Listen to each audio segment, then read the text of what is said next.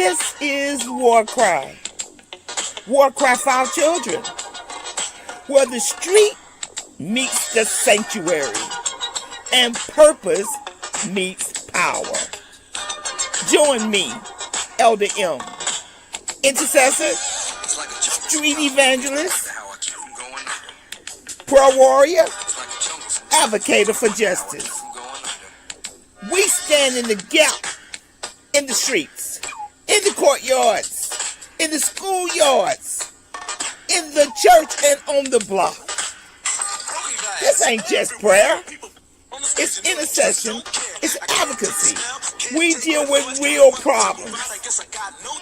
Criminal justice, social justice, gun violence, social media, catfishing, human trafficking, mental illness, education disparities.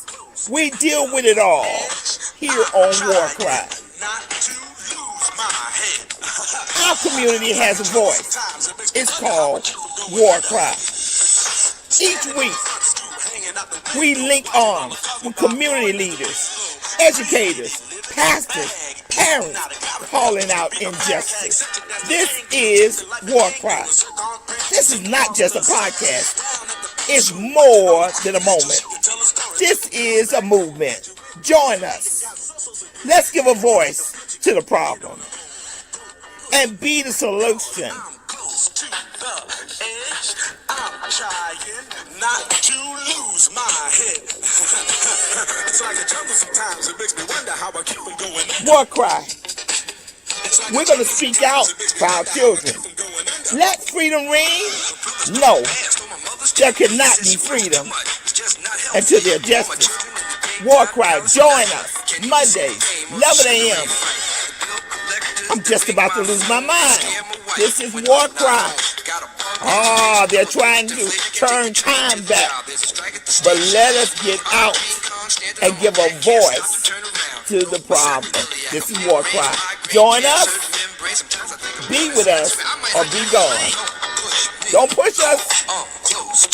This is WarCry. Trying not to lose my head. It's like a jungle sometimes. It makes me wonder how I keep from going under. We're not going under. This is WarCry.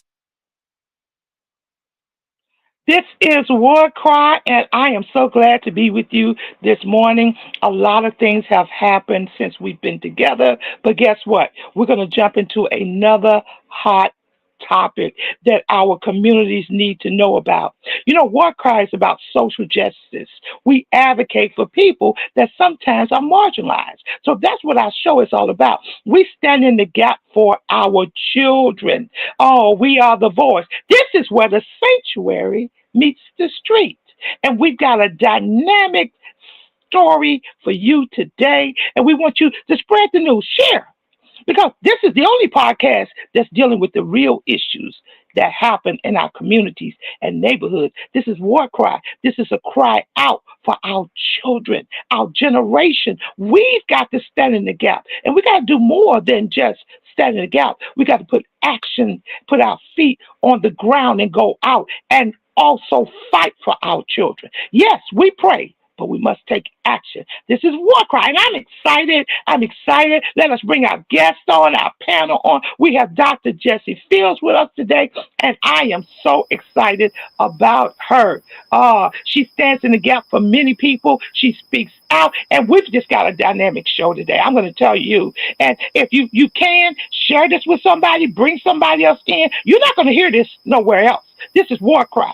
The stuff you hear here is the stuff that we deal with every day. These are real people. This is where pastors and community leaders and neighbors get together in one group to discuss the problems that affect us every day. WarCry.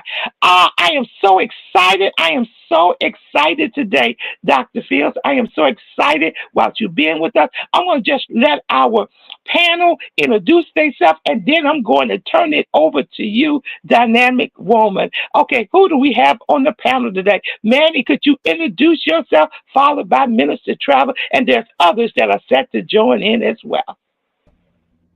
Yes, thank you, Elder. My name is Manny Martinez. I am the resident council president for the South Jamaica Houses Resident Association, also the Queens South District Chair, representing the New York City Housing Authority coalition of resident councils in the southern part of Queens, from South Jamaica to Far Rockaway. And I'm definitely honored and fortunate and humbled to be here. Thank you so much. Thank you. We've had many passionate conversations, and I know where your heart is. All right, Minister Trevor. Good morning, good morning, good morning. Again, I just have been a part of WarCry, I guess, since its inception.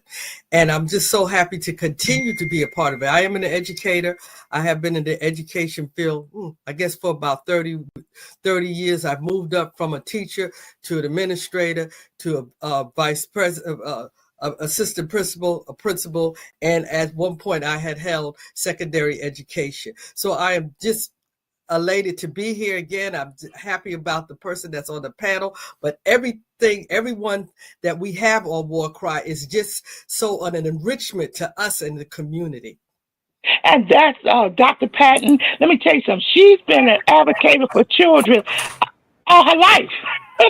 All her life, she's been fighting these systems that have tried to oppress brown and black children. So we thank and we feel honored to have her. Come on in, Dr. Payne. Tell us a little something about yourself.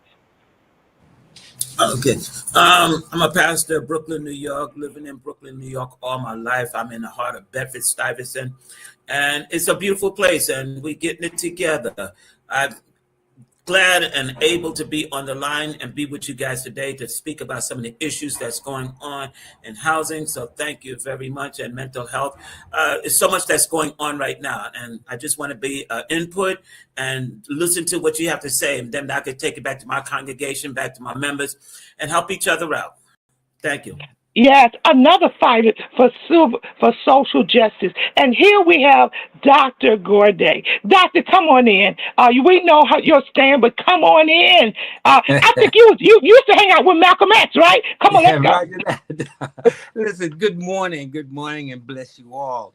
My name is Eric Gorday. I'm a professor working with all universities and colleges in New York City.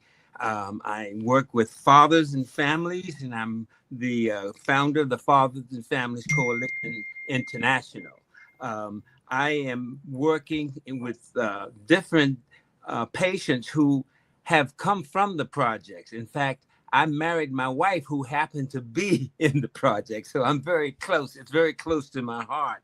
What I want to do is to represent them. I want to make sure that we hear their side of the story when you're talking about housing and how public housing affects them. I know some of my patients who have actually been females and working, moving garbage and fighting rats. And we need to do something from the administrative side to help these people, to help them focus and to become really passionate human beings. And respect. Okay, that's our panel for today, and we're going to bring in Dr. Fields and ask her just to introduce herself. Dynamic woman, poet, advocate. I could say doctor. I could say so much about her, but I want her to tell us a little bit about herself. Go ahead, Dr. Fields. Can't hear you. And can you hear me? Yes, now. Okay, great. So I'm very honored to be here with you to have this conversation. I am a primary care physician in the Harlem community. I've worked in Harlem as a doctor for well over 3 decades.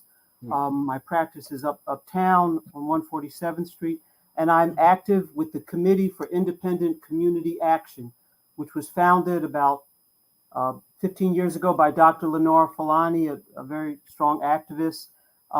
When people in public housing started calling her because things were changing and there were threats for rent increases and evictions. And she started the committee, and I'll talk about the work of the committee. And I am involved in not only as a primary care doctor, seeing people with chronic medical conditions, particularly in general medicine, as well, more and more over the last 5 years addressing issues of mental health, and for the post-pandemic creating our mental health workshops both in the community. We put up a flyer for the next one, which is Friday at the A. Philip Randolph Center for Older Adults. It's an event at 1 o'clock this Friday, open to the community, about creating our mental health and linking in virtually with the Performing the World Conference, which is activists, educators, social therapists, and physicians and leaders from all over the world who will be at that conference. And we're going to link in to at least talk about part of it and maybe have a bit of it virtually.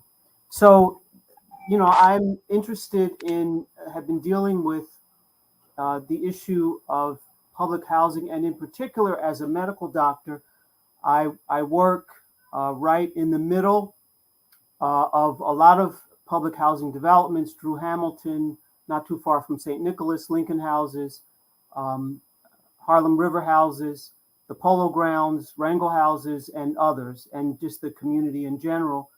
I became a medical doctor because I wanted to serve, in particular, underserved communities, in particular the Black community, like the one in which I grew up in Philadelphia, in the old ward where African-American people were initially segregated in Philadelphia, going back really to the beginning of our country. And my family, particularly the women in my family, wanted me to serve the community and encouraged me to become a doctor. And that's kind of a bit of my personal history. So as a medical doctor, every day I see the impacts of social conditions on people's lives. And as I said, many of my patients live in public housing. I have a diverse practice, but certainly the issues in public housing are important to me, and I'm active around those issues. I think in terms of family and community, young people, which I agree with you, we want to reach out to our youth, encourage them, support them, and give them all the opportunity we can. Issues of health are very related to the housing and physical environments in which people live. And I wanted to talk about particular issues in New York City, in public housing, in New York City, but also that extend to the entire country. Health issues, mental health issues, and to start with one issue that I have been involved in directly with the Committee for Independent Community Action, CICA, and that is happening right now. It's something that we can impact on immediately, and that is the threat of demolition, not only displacement of our people, our African American, Black and Brown, Latino, and African American, Black people, people of color have been displaced for centuries in this country, really from the beginning of our enslavement, and then with the Great Migration and what's happened in urban housing and so forth, and what's continued to happen currently. The threat of displacement, eviction, and conversion of public housing from Section 9, which is the traditional public housing that started during the New Deal in 1937, and is an important history that I want to talk some about. That public housing is now being converted to Section 8, which involves private managers, private developers having real control, and the monies, the subsidies and the rents and the subsidies from Section 8 going directly to private developers. It is a way of eliminating public housing. Section 8 is not public housing, and it has eliminated public housing in cities around this country like Chicago, St. Louis, Philadelphia, San Francisco Bay Area, Detroit, and they want to do the same thing. That is the ultimate plan for New York City. That is what's happening. New York City has the largest public housing in the country. It's probably more than 600,000 people. Many people live in public housing who may not necessarily be counted. It's a lot of people. It's a major source of sustainability. So let me just go through, how did we get to where we are now? How did we get to this place where we are now in public housing. The history of this, I think, is important to take a few minutes to go through. So public housing began in the 1930s through the New Deal, where there was a crisis in housing, an economic financial crisis. We know about that, the Great Depression, right? So they started investing in public housing, and Fiorello LaGuardia in New York did that. They built the first public housing, first houses on the Lower East Side in New York City, and then continued with the Housing Administration, Federal Housing Administration in the 1937 Section 9 public housing law. They continued to build public housing around the country in cities.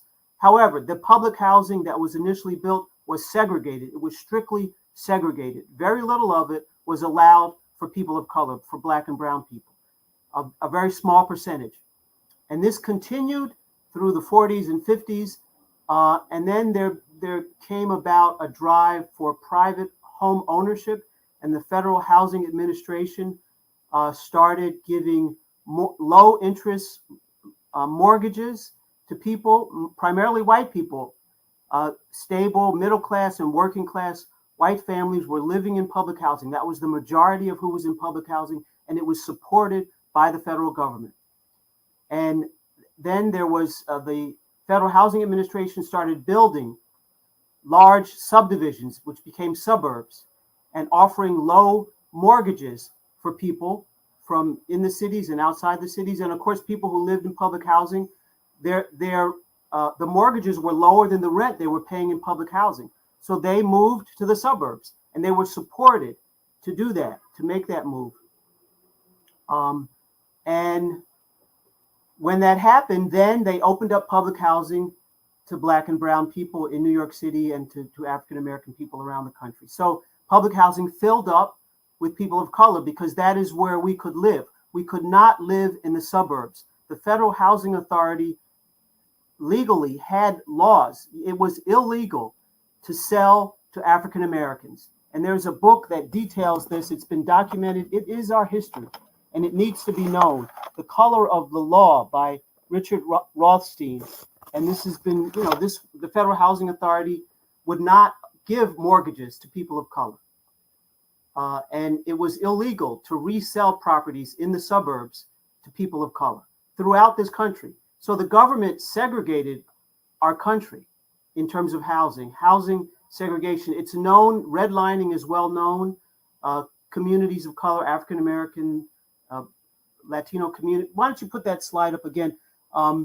This is a slide of President Roosevelt during the New Deal giving the keys to public housing residents. You see all those residents were white. Pittsburgh, 1940, President Franklin Roosevelt hands keys to 100,000 families, the first 100,000 families to receive an apartment in federal government public housing program. Most projects were for whites only. So then, and very small, this details that a very small number were, allowed African Americans and other people of color to live in public housing. So what happened, to continue the story, is that public housing filled up, particularly through the 60s, 50s, and 60s. And this is a time when African Americans were coming from the South. There was Jim Crow, segregation, exploitation, horrible conditions. There was racism in the North as well, but people were coming north for opportunity. And where were they allowed to live? In the inner cities, in public housing. They could not live in the suburbs. So this says first houses on the Lower East Side was the first public housing. New York started early. And as I said, we have the largest public housing. So a key thing that happened when public housing became majority Black and brown in New York City and around the country, the federal government began withdrawing funding, cutting. And that has been going on for decades. Funding for public housing has been drastically cut. And what happens when communities are isolated, are impoverished, when they don't receive services and resources, things deteriorate. And public housing has had a crisis. Health conditions are very, for folks, and the government allowed this to happen and abandoned public housing.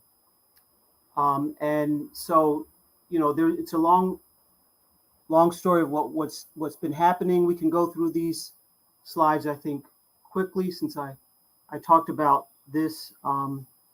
So one of the key, so this is about redlining. The Homeowners Lending Corporation redlined communities like Harlem, Central Brooklyn, Black communities across the country, and they could not get loans. They could not get mortgages in those communities.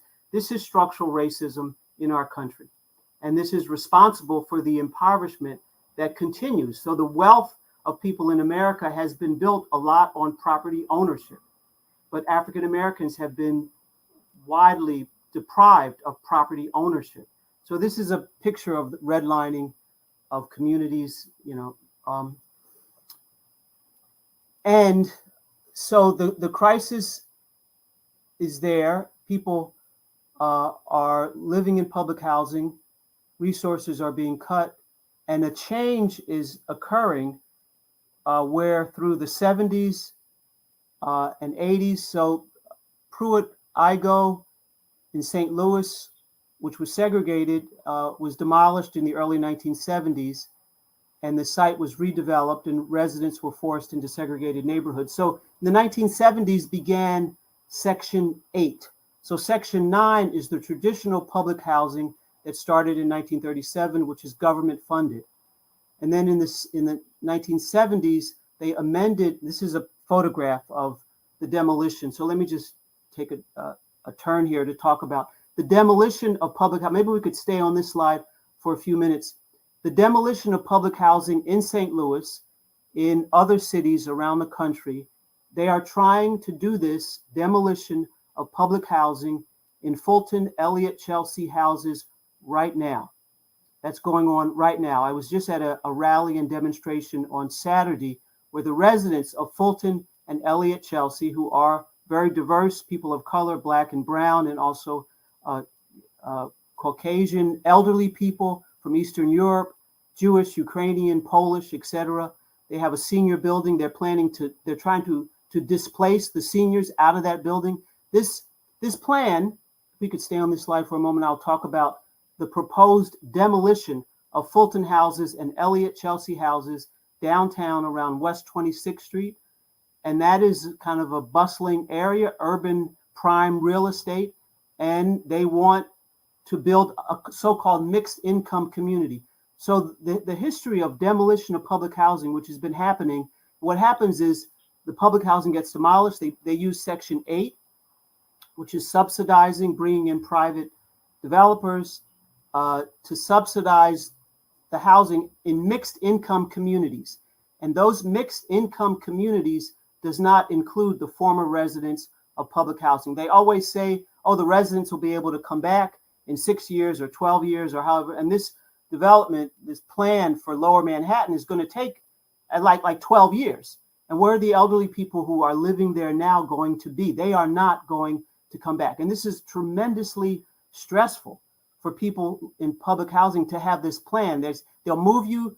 Their plan is to move them someplace else to other developments, and then they come back in 4 or 5 years. But that is the studies show in city after city, Chicago, Atlanta, Philadelphia, San Francisco, the former residents do not come back.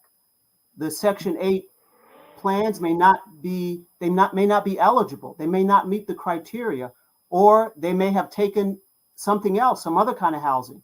They may be displaced. They may be homeless. They may not, things happen. The stress of displacement and waiting to go back, it's been shown is very, very harmful. Dr. Fields, let me come in for a minute and bring the panel in. You've given us a lot of information.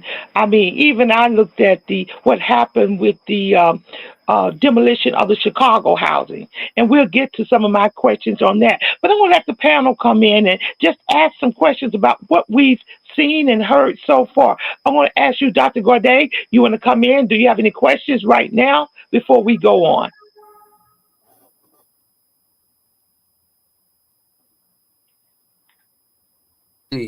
Yes, okay, all right, I was muted. My humble apologies.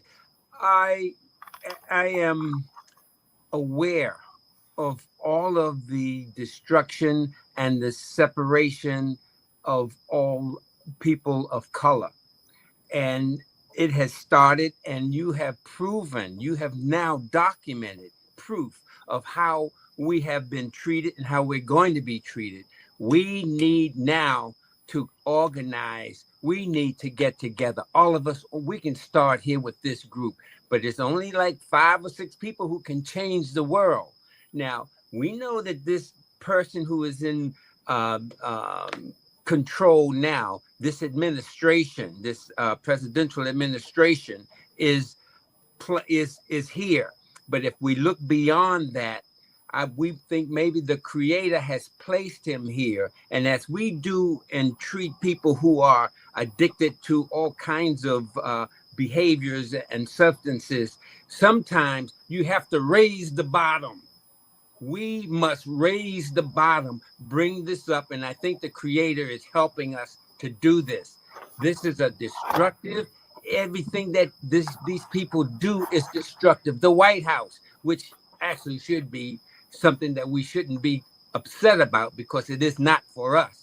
But Dr. Gorday, I think your questions are going to be answered as we go on. Dr. Payne, you have anything you'd like to do, followed by Minister Patton, and then I'm going to bring Manny on, who has a lot, to probably express as well.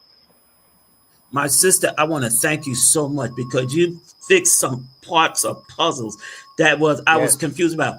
What happens, number one, if you notice, a lot of people that's in the PJ, the project right now, they're shifting them out to Far Rockaway. I don't know if you noticed that. They're moving them out to Far Rockaway, further out from the city. That's number one. And number two, they're building this building over at the junction, building that up. They established that and everything already. And I didn't know about South Elliott and all that, but you can actually see they're building stuff up and pushing us out slowly. And not aware of what's going on. Before you know it, everyone is going to be gone. So I thank you very much for showing me that. And like I said, you put a couple of pieces that I didn't understand. Now I understand why they're moving us out, why they're destructing, tearing out things and building up. It's not building up for us because we're not going to go back there. Because by the time they get a chance, we're not going to be able to afford it. And that's what's happening right now. Thank you very much. And we want to support and become a part of what Dr. Fields is doing. Okay, Minister Trevor. I thank you for that historical account of how the progression of of public housing was. I knew, as the other pastor said, I knew some pieces, but I didn't know all the pieces. Now everything. I get it now. I understand what they're saying now. And I appreciate what you're doing. And really, if there's anything on my end that I can do to help, and I mean that sincerity, please let me know, because this is very real. This has affected our young people, our poor people, our in-between people. This has affected everybody. Housing is such a critical issue. People have to be housed, and they have to be fed, and they have to be educated. And this is such a critical point. And I thank you for even explaining to us from the beginning to the end of what all of this means and the impact that it's continuously going to do to our community. And understanding that when they start this demolition, they are putting people who have disabilities, senior citizens, they're pushing them, which is creating a homeless problem. So they go from houseless to homeless. But I'm going to let Manny come in. Manny, come in. You got it. Thank you so much. And thank you so much, Dr. Fields, for the presentation and for giving us the timeline. I do want to fill in some very important facts that are prevalent to New York City's public housing. Now, one, throughout the country, at the pinnacle of public housing before the massive demolitions were happening, 80% of housing authorities across the country were less than 1,000 units. That's very important because New York City's public housing system was at its pinnacle before these conversions happened, 174,000 units. Now, there was a consistency of $5 billion for the public housing system across the country. 20% of that funding came to New York City. Now, I do understand that we have, a focus on the White House and the social changes that's happening there, but there's also something that we have to put a strong focus on, which is state sovereignty, and also how this state and city is treating this concentration of low income, predominantly Black and Hispanic people. Right now, in no way am I separating our neighbors across the city, but the demographics are roughly 45% Black, 45% Hispanic, about 3% white, 5% Asian, and then other, right? Whatever the other is. And so when you're talking about 20%, close to $2 billion are coming every year to the New York City Housing Authority just for public housing, not for housing choice vouchers, that's separate funding, and not for, and which is housing choice vouchers is traditional Section 8, and not for rental assistance demonstration conversions under project-based Section 8, which are two different types of Section 8. And I think that confuses our community a lot, because they say, oh, well, we get Section 8, we get to leave. No, project-based Section 8 is corporate welfare. That is Section 8 given to private management companies or nonprofits, which are still private in the essence that they're not a public entity. Now, the reason why I brought up state sovereignty in this regard is because you have $2 billion of funding coming to the largest concentration of public housing residents in the country, or in this hemisphere of the world. And the premise, how public housing evolved from when it first was originated in 1937, is that they use housing stability to support economic mobility. And in public housing, we have economic rights. We're the only population in the country that has, I'm not going to say the only, but one of the few populations in the country that has economic rights under Section 3 of the Housing Act of 1968, right? It didn't include public housing funds until 1974, but still, that means that our community is supposed to be having training and employment and contracting and business development. You also have resident policy for resident businesses under federal regulations that would allow a housing authority to contract with a resident business up to $1 million. Now, that means that currently today, public housing creates an opportunity for our communities to expand. And truthfully, if we were to engage in those economic opportunities and rights, now rights, because this is in legislation, not just regulation. So these become our rights. If we are to focus on that, regardless of any spending cuts from the federal government, our economic health, our economic stability would far more than cover whatever deficiency we have. A lot of people don't understand the fights that we had here in public housing to make it what it is today and the opportunities that it has today. And a lot of that is because of the stereotyping and because of the shaming that the federal government and the narratives that have constructed around our community so that we don't pay attention to these things. But Thank you, Manny. And now, thank you, Manny. You will have another opportunity. I want to turn this back over to Dr. Fields. So if she wants to respond or go back with the presentation, Dr. Fields is in your hands. Thank you. Yes, I thank you very much. And I will take up the offers of people being involved. Thank you, Minister Patton, and everyone, Pastor Payne, Manny Martinez, of course.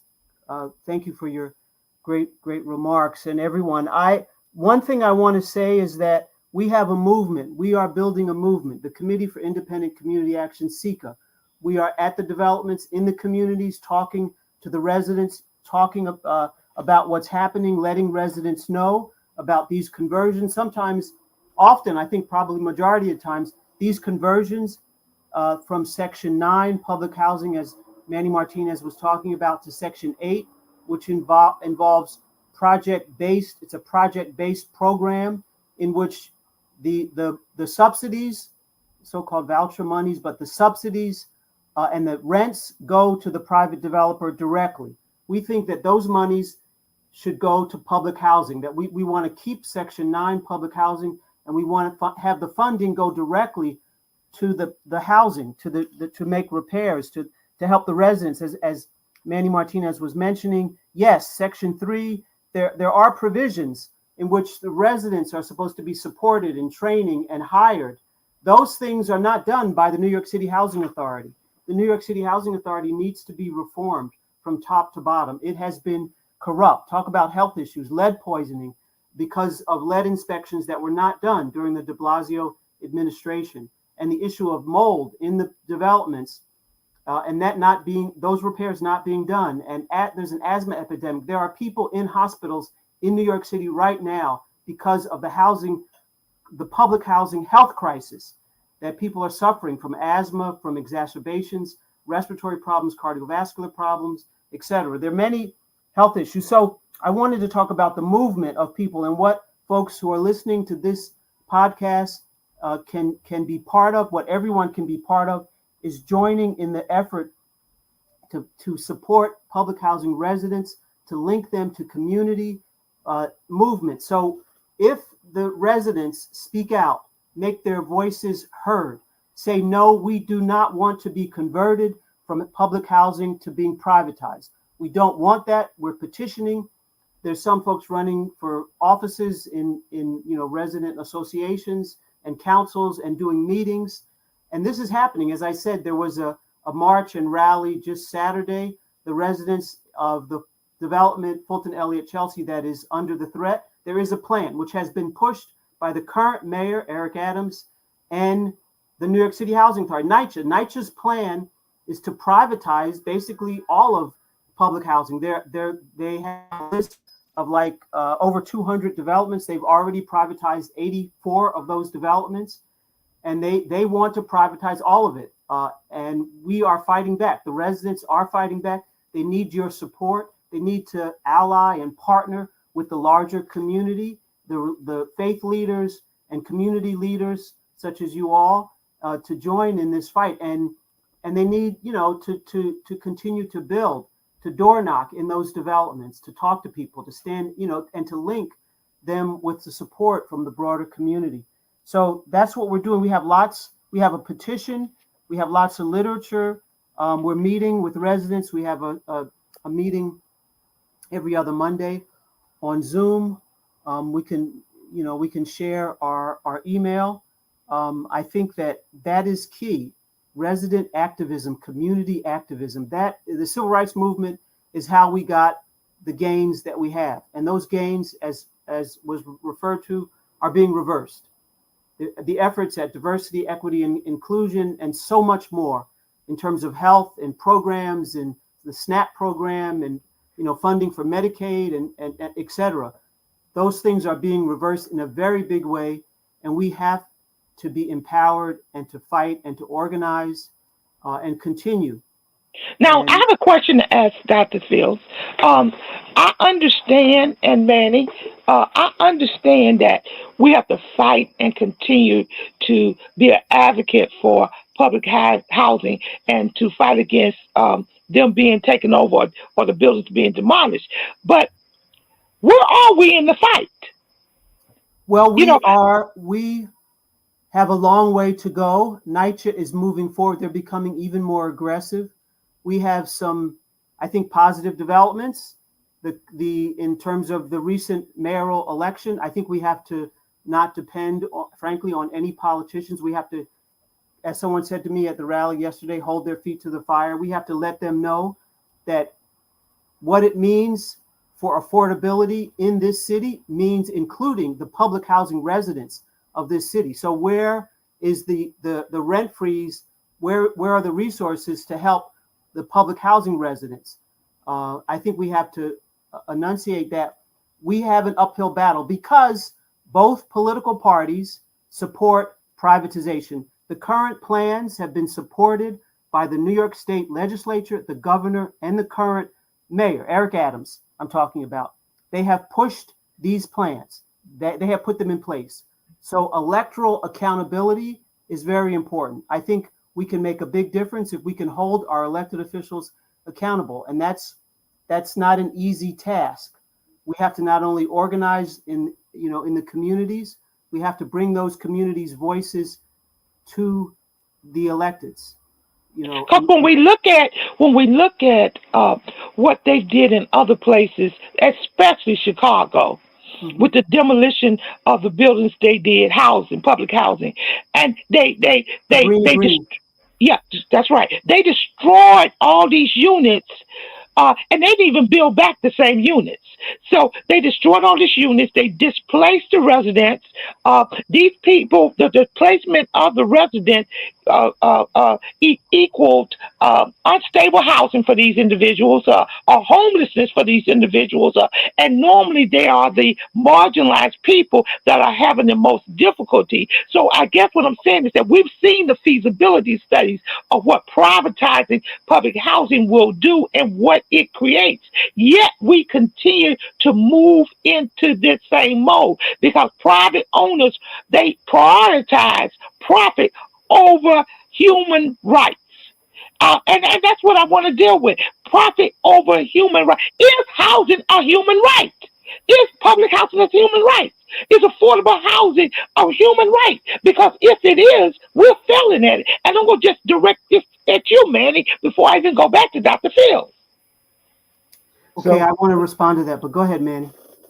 Okay, and that is such a strong a statement, and bringing attention to that is very key. But we also have to look at the fact that this is a marathon, and we don't have to start from zero. I think a lot of people don't understand the gains that we have and the leverage that we currently have, despite them making us believe different. So public housing is the way it is right now. The reason why we got 25, well, at that time it was 25% of your household income was because in St. Louis, there was a rent strike that lasted 9 months that almost bankrupted the St. Louis Housing Authority. That part changed public housing and made it now focus more onto our population. After that was when resident councils started getting acknowledgments, right, and federal recognition so that we could create resident management corporations. That exists as well, where now we have the ability to take on the contracts from the housing authority or directly from HUD to manage our developments, either partially or fully, right? So now when we start looking at the levers that we do have and we ignore, and we start running back to zero and not gauging, what we do have and putting that into the fight, that puts us at a disadvantage. Also, the fact that there cannot be any demolition if a housing authority has a fair housing lawsuit in place. When you start looking at the economic obstruction that's happening to over 100,000, 150,000 households currently, the fact that NYCHA's department that deals with engaging in regards to economics only has a 4% penetration into that community, which I can evidence, right? Then we have to start looking at where our fight is going to be at, right? Because sometimes directed action is going to fail because they have the right to move. But if we are able to look at the larger community impact, the disparate impact, right? Now we can have stronger leverage of not only reversing demolition and conversions, but actually bringing the community aspect together and becoming stronger together. Okay, Manny, I don't want to cut you off, but I want to bring it back to Dr. Fields because she had a... Thank you. Yes. Yeah, we have these rights. How do we make them real? How do we enforce them? They have done demolitions all over the country, and they will proceed with demolition in New York City if we don't stop them. So there is a lawsuit, Fulton, Elliott, Chelsea, and the surrounding community, because the community who don't live in public housing down there, but are near it, realize that if they do demolition, all that pollution, all those toxins for years and years and years will affect everybody. And it's unhealthy, it's harmful to the entire community. And they have a lawsuit that they're in court right now trying to stop the demolition. So we'll see how that they're fighting in every way that they can, and they've joined with community organizations. I think I don't have a problem with people who are wealthy. My problem is how they make their wealth and what they do with it. So making your wealth off the backs of poor and low income people, as they're doing with real estate in New York, is unethical, is immoral. And I want to take that fight to those companies, to their shareholders, and ask them, is this what you support? We should put them on the spot. How can they get rich? This has detrimental impacts for the people of this city. I think we have to take that fight out to their shareholder meetings. You know, I am a member of the National Action Network. I hear Reverend Sharpton every Saturday, and they are looking at a plan to challenge those companies who have reversed diversity, equity, and inclusion by being a part of going to those companies directly. So I want us to find. I mean, I think, you know, I work with wealthy people who contribute their money to help young people in our communities. It's the All Stars Project program that I'm a strong supporter of. We work with young people in poor and underserved communities, giving them internships and opportunities and leadership training and mentorships using performance. We have a theater on 42nd Street, and this theater is reopening post-pandemic, and it's going to be open to the larger community to help our young people using performance and theater and talent shows, youth development, working with humanistic, compassionate-minded philanthropists and business leaders. I know there are some business leaders who care about the community, and I think we can build partnerships with such compassionate people who happen to be in business, who we could set up. If the key thing, I believe, is that the residents and people from the communities be in leadership of developing these programs, new ways of funding public housing, some of the things that Manny Martinez was talking about. We can work on those things, but the residents have to be in the driver's seat. They have to be developing the programs. All of these programs, the conversions from Section 9 to Section 8, the PAC program, RAD PAC, which is the current program, the main conversion that NYCHA is doing in New York City, those programs were developed without an inch of input from the residents. The residents had nothing to do with developing those programs. And if you don't include people in the plans, then they are not represented.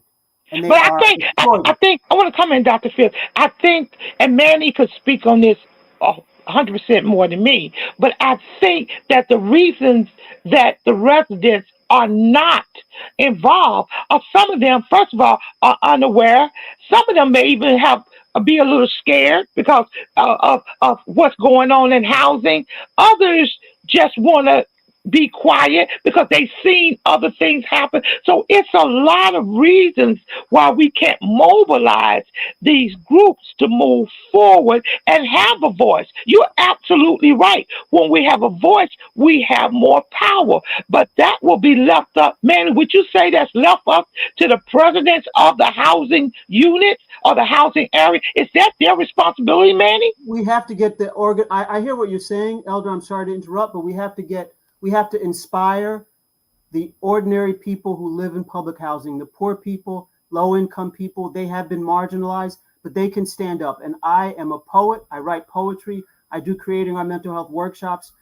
Lots of people in public housing are ready to fight. We talk to them every week. And we had a civil rights movement in this country. People who couldn't read or write got up, didn't get on those buses in the 1950s. People led that civil rights movement. You know, Mother Pollard said, "My feet is tired, but my soul is rested." Mm-hmm. We need to inspire and I believe we can do that. And I have a poem. Maybe I could read a few words of it. It's in honor of Dr. King, and it is meant to inspire. The road that leads from Montgomery to this place, right here, right now in New York City, is a trail wound in a circle, long and often bloody. Yet it has become a highway up from darkness. These are quotes from Dr. King's speeches. A dream deeply rooted in the American dream. There are those who tell me I should stick with civil rights and stay in my place. We were convinced that we could not limit our vision. This is a calling that takes us beyond national allegiances, beyond status quo.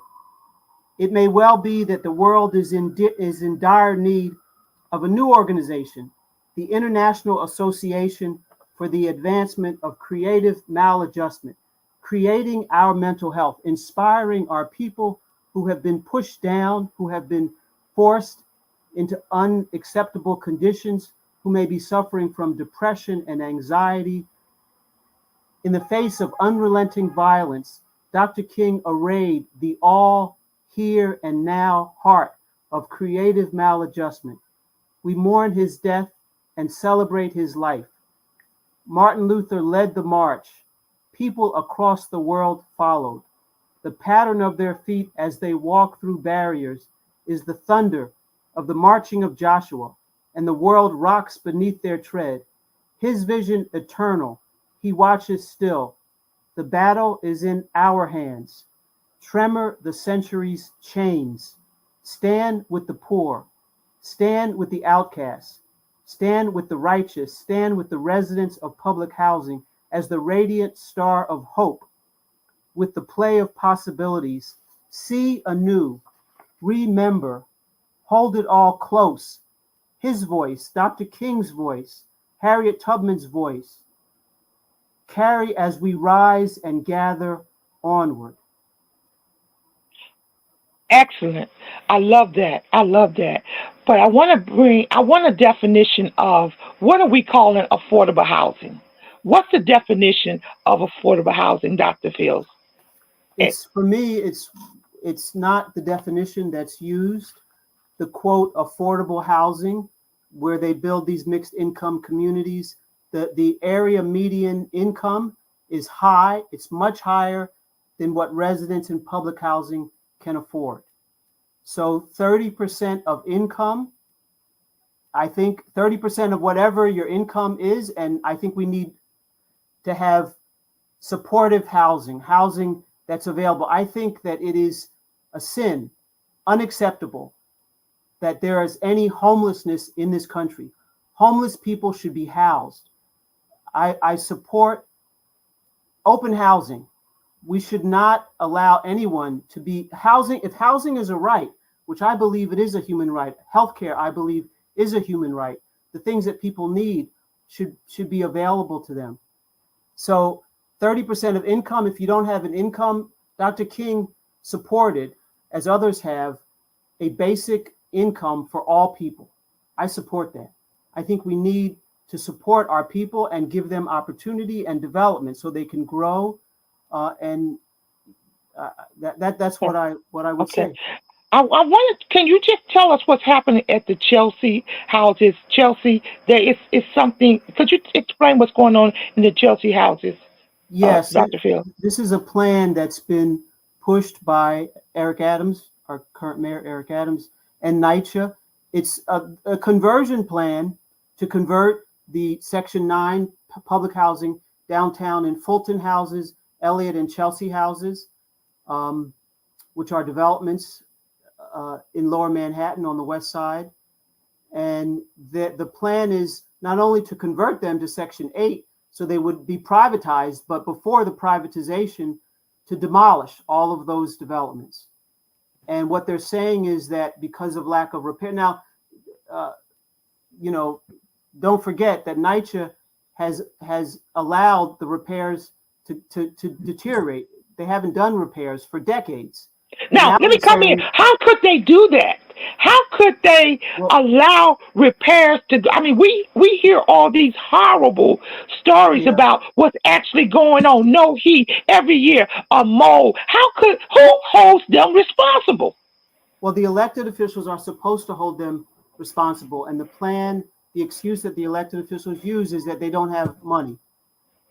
But they do have money. The question is, where do they put the money? Where does the money go? New York City is a wealthy city.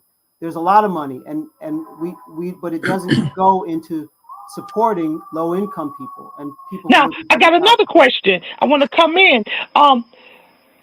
What is And maybe we don't know, but what is the rent roll for public housing? Does anyone know how much is it? Is it a million or a trillion? I mean, because they are paying rent, so they should get some of the services that they need. What is the money going? The rent that they're paying, where is this money going? If it's not going for repairs and maintenance, where is this money going? Well, when they do conversions, the money goes to the private developer. The money goes to the, that's what privatization is. The subsidies from HUD go directly to the private developer. They don't get put into public housing. NYCHA is very corrupt. It has been. I mean, the scandals of NYCHA. There was recently, the indictments, the double dealing of people in employment in NYCHA. So there's a lot of corruption that NYCHA needs to be transformed from top to bottom and opened up and changed. Okay, now we're going to open this up to the panel because I can go on and on and on because this is a passion that I believe that human housing is a human right and that we need to get behind and move forward with this, because what happens when you displace and the marginalized community in housing, such as our citizens, those that have mental problems, those that have a challenge with disability, and you put them in unstable housing, you're creating a greater homeless situation, which means that these people end up on the streets or going into shelters where they should not be. So we want to open it up because housing is our concern. We know what the Bible says about housing and taking care of those foreigners and those marginalized communities, the poor, those that may be at disadvantage. And we stand on biblical principles. So we stand with you, Dr. Fields, and everything you do. We can't get into how you said that there are certain mental conditions or social conditions and illnesses that come from the population of public housing that you've seen. We're not even going to address that, but I want to get that in the air. So we want to just go around and let the panel come in and speak. We're going to start with you, Minister Patton. What is your comment, if you have any, about what you've heard? Well, I mean, it's very, very disturbing what Dr. Fields said. But what happens is, I think we all kind of know it as being Black and brown people, but maybe we did not know the significance and what the real impact is and what the real impact has continued to be. I think that's what it is. But Dr. Fields, I did have a question. I didn't quite understand, or maybe I was missing it. When that money, that people that live in public housing right now, I'm not clear. All of that money that's privatized, all that money goes to the private people. It does not come back into the community at all. So the developments that have been privatized, that have been converted from Section 9, which is traditional public housing, which is where federal monies go. Right. Section 9, that's federally supported housing. That's public housing. When the development as 85 developments in New York City have been converted from Section 9 to Section 8. All of the rent and the subsidies from those developments that come from HUD and the rents of the residents go to the private developer. Yes, they go to the private. They do not go back to the investor. They don't go to NYCHA. NYCHA still owns the land. Okay. The subsidies go for investment to the private managers. And let me ask a question. Now, those units that have been privatized, they're ran like a real estate company. So people can be evicted. And also, if the real estate companies are not making a profit, guess what? They can walk away. Yes, they will examine your leases much more carefully. You do not have, once you're converted from Section 9 to Section 8, you do not have the 964 regulations, the protections and the guarantees of resident rights that came out of the 60s that people in public housing have. That is the right to organize, the right to be informed, the right to have a hearing if you're before you're evicted. So there have been 3 studies by the Human Rights Watch, by the comptroller last year, and by the Community Service Society of looking at the developments that have been converted. And they have found that the risk of eviction is higher in the converted developments than in the traditional Section 9 housing. Okay. Dr. Payne, come in, Dr. Payne. Okay, Dr. Payne. I love everything that you said and you have been doing. Is there a way that you can speak to congregation leader? Because churches today, majority of the congregation lives in there. That's number one. And they don't know nothing about what's going on. They have no idea until it hit them, and they get blindsided, and it's too late. And we got board meetings, and we got like elected officials, and elected officials don't tell us nothing. And then sometimes it's too late. Is there a way that you could get in contact with the clergies, and then they can speak to the congregation, and then we could start working on this before everything is gone and we have nothing? Well, Pastor Payne, I would love It's to just do something that. to think about. I would love to do that. You can share my email and how to reach me. If you can help me do that, I definitely we need faith leaders. And I to will, join this movement. Dr. Payne, I'll give you the information. You get the clergy, and I'll give you the information. And matter of fact, we'll be there when she does it. Yes, We'll be there.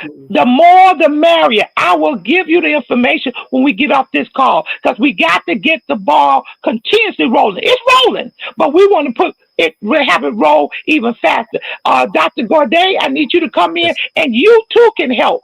So I can give you the information too, Dr. Gorday. Fantastic. Dr. Fields, I'm in Lenox Terrace here in Harlem. You're not far from me. I am in the starting blocks, and I am here for you. You did answer a couple of questions that I had. I think about closure, and when you have these meetings, everyone who is determining what housing is going to be destroyed or what is going to and where they're going to be replaced, it seems like that's the part that's absent, conspicuously absent. Why isn't this in the plan of, if you're going to displace these people, where you're going to put them? They seem to drop the ball at that point. So this is the part that you pointed out. So I was going to ask, how do I become a privatized entity? And what you're saying is that it's the real estate companies. So we need to look for Black real estate companies to catch the other end or the fallout of what we are trying to do on the front end. So I am here for you. I just want to make a little plug that this is men's mental health month. And there are certain things that we're going to be doing for Black men, especially these homeless Black men in Harlem here who are on the streets. If we can pull them together and get some funding for them so they don't have to deal drugs or steal or whatever, we have a captive audience. So I want to work with you if that's possible. Yes, that is definitely possible. I would love to do that with you. We're doing the workshops in the community in Harlem, St. Philip's Church. We do a workshop every month, and we can work together. Yes. And Dr. Fields, let me come in. It's so much we need to ask. Is it true that if a housing resident has a person who has been incarcerated and they come out of incarceration, can they be paroled to their housing back, or would they have to find someone else? And can people who have felonies get public housing? Well, I think you have to go situation by situation. And I know there is a process where the person can be rehabilitated in a sense. That is, they can apply. I think it would be, I don't want to give out wrong information. I think it has to be a case by case basis. And Manny might also have more information about this, but there, the Committee for Independent Community Action, we have folks that have dealt with this issue, and it has to be done privately with the individual family. Okay. So Manny, come on, Manny. We're getting ready to close out WarCry, but this is another great show. Dr. Fields, we got to bring you on. Manny, come in.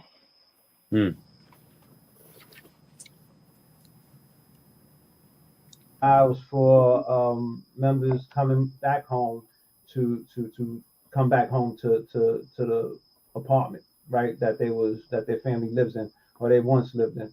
I do want to address a couple of things. When you said 20 years, how did it go so deficient with 20 years? So in 1998, Bill Clinton ratified the housing the Work Responsibility Act in 1998, right? Quality Housing and Work Responsibility Act, forgive me, which eliminated Section 14, which was isolated funds for modernization. Then they folded those modernization funds into the Section 9 funding, which got lost. When they ratified that bill for 20 years, public housing was neglected. Of course, if you neglect any property for 20 years, it will look like this. To tell you the truth, it will look worse than this. So a lot of public housing is old and it was built to last. Also, when we start talking about the tenants' participation and their input, 964 is regulations that requires for public housing residents through organized resident councils to put in input. NYCHA, as a housing authority, cannot solely make decisions without our input.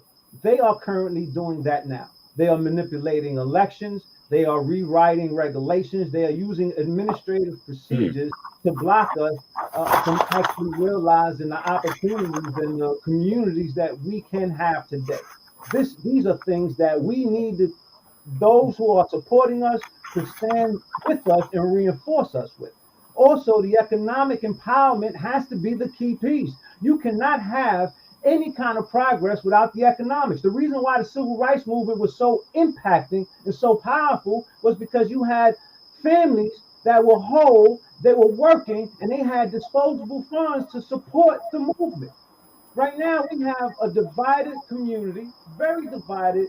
Like we said, there's some things that we don't understand and don't know, and we are not coming together on the same thing. Last, a lawsuit. Every lawsuit is not the same. We have to have the right lawsuit that's going to attack the right things, right? We're not going to knock somebody out by punching them in the toe. And so what we need to do is we need to collectively come together and strike the right blow.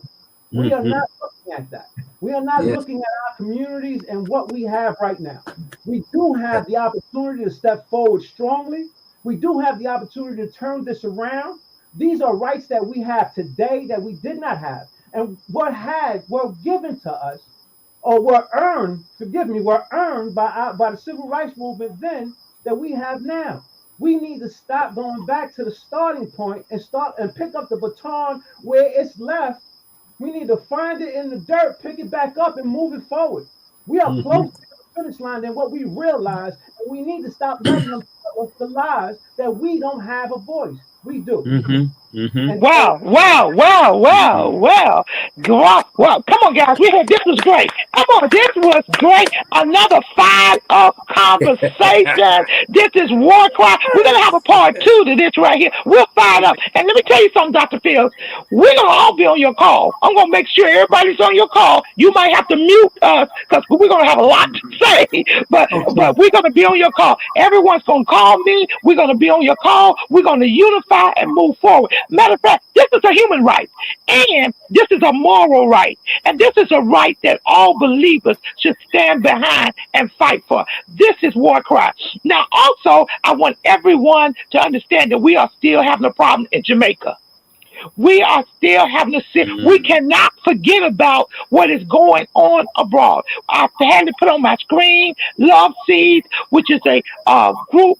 I know the founder. I know what she does. She goes over there. We're getting barrels and we're helping out our brothers and sisters in Jamaica and also in Haiti. We've got to learn that when it affects one, it affects all. So if you don't get the information, just call or text us at WarCry. My email is vmontgomery1126 Gmail, vmontgomery1126 Gmail, and we will give you the information and point you in the right direction. This is WarCry, another great opportunity for our community to come together. We are people of God.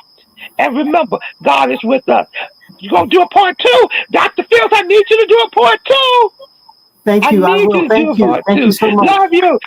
This is WarCry. See you guys next week at 11 a.m. Remember, we're going to talk about the school system next week. Amen. WarCry. Tune in and share.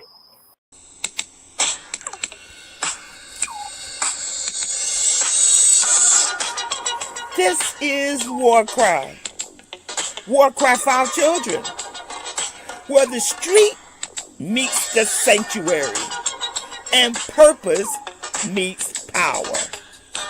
Join me, Elder M, intercessor, street evangelist, prayer warrior, advocator for justice. We stand in the gap in the streets, in the courtyards, in the schoolyards, in the church and on the block. This ain't just prayer. It's intercession. It's advocacy. We deal with real problems. Criminal justice, social justice, gun violence, social media, catfishing, human trafficking, mental illness, education disparities. We deal with it all here on WarCry. Our community has a voice. It's called WarCry. Each week, we link arms with community leaders, educators, pastors, parents calling out injustice. This is WarCry. This is not just a podcast. It's more than a moment. This is a movement. Join us. Let's give a voice to the problem and be the solution. I'm trying not to lose my head. It's like a jungle sometimes. It makes me wonder how I keep on going. WarCry. We're going to speak out for our children. Let freedom ring? No. There cannot be freedom until there's justice. WarCry, join us Mondays, 11 a.m. I'm just about to lose my mind.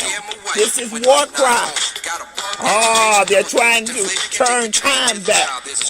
But let us get out and give a voice to the problem. This is WarCry.